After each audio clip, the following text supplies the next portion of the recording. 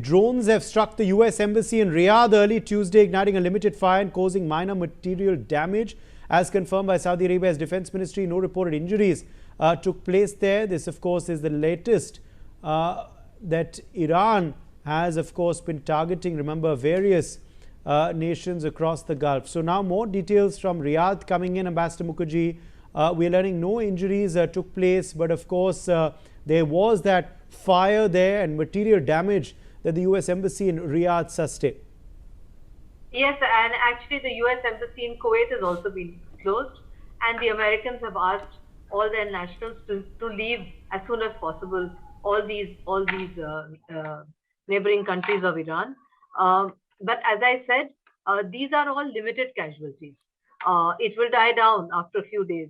What is important here, I would like to stress, is that Iran has said it will attack oil tankers going through the Straits of Hormuz. They have not made any distinction between the eastern, northern, southern, or western part of the Straits of Hormuz. So they have, in reality, threatened global oil supply by saying that they will attack any tanker crossing the Straits of Hormuz. And as you know, these are all backed by world insurance companies. No oil tanker will dare to cross the Straits of Hormuz in the face of such a threat, which also involves the certain death of the crew. We have actually one Indian a crew member has already died because of such an unprovoked attack.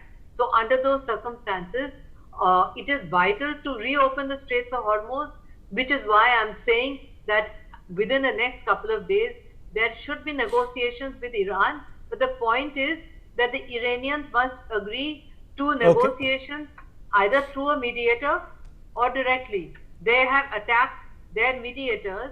So now who is left to negotiate with Iran? Right. That is the biggest problem. Right. They have attacked their negotiators, which used to be the Emiratis and the Omanis. They have attacked both.